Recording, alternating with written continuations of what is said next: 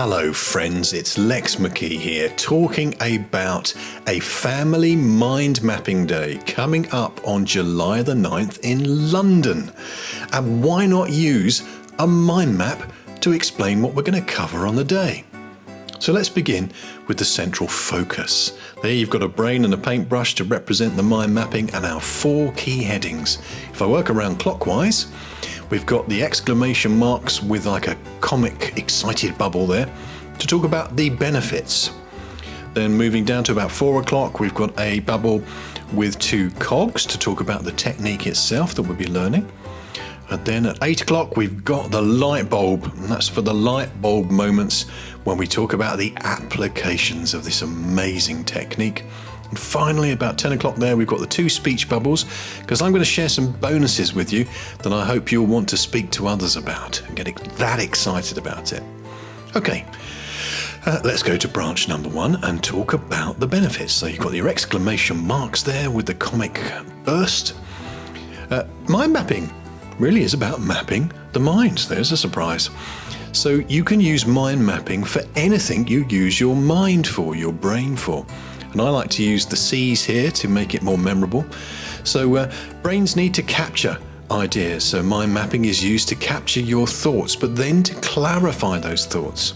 I don't know about you, but I have way too much information coming into my life, and I need to press pause and clarify my thinking and make decisions based on that information, so we can capture ideas, making sure we never ever lose a good idea again. We can clarify those ideas, and then to influence others, we must communicate those ideas in a compelling way. And above all, for me personally, mind mapping is my major creativity tool.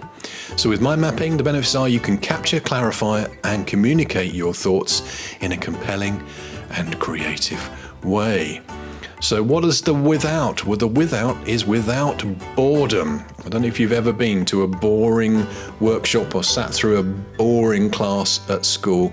I promise you, with mind mapping, you never ever need to be bored again. Let's go down to the second branch and talk about the technique.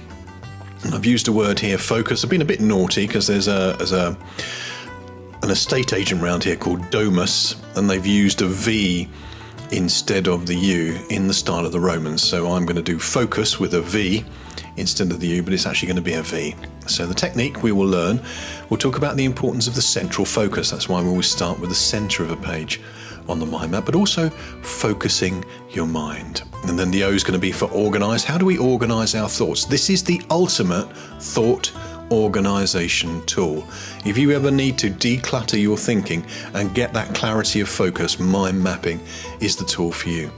And then the difference between mind mapping and other sort of shorthand techniques like bullet points comes from the connectedness. Every thought is connected to every other thought, just like it is in your mind. So we literally map out what's happening in your mind. And then it's very, very visual. So we're going to visualize using symbols and colors and images to develop. We can't claim that we're going to develop a photographic memory, but we're going to make some moves towards that so that you'll be able to close your mind and visualize your mind map.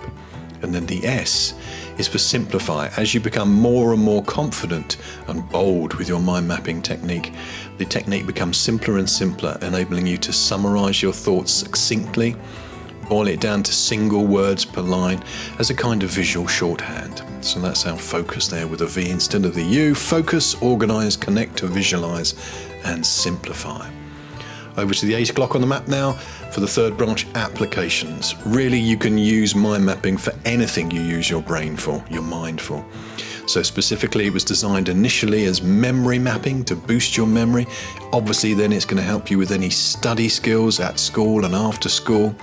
It's brilliant for presentations, making those presentations, but also preparing them, planning them, for problem solving, for decision making, for managing your time and your projects, for planning, and for mapping your future.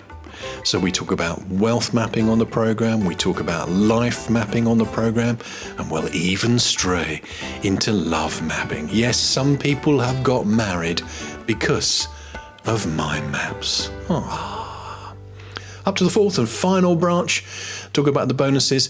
I'm going to spend a bit of time on memory development on the day itself, But really want to emphasize the fact that once you get these techniques in place, we are talking about a future for you where health, wealth, and happiness can be directed by the maps you create for your own future journey. Health, wealth, and happiness. So I hope that's enough to get you very, very interested and wanting to come along on the 9th of July up in London. Details below.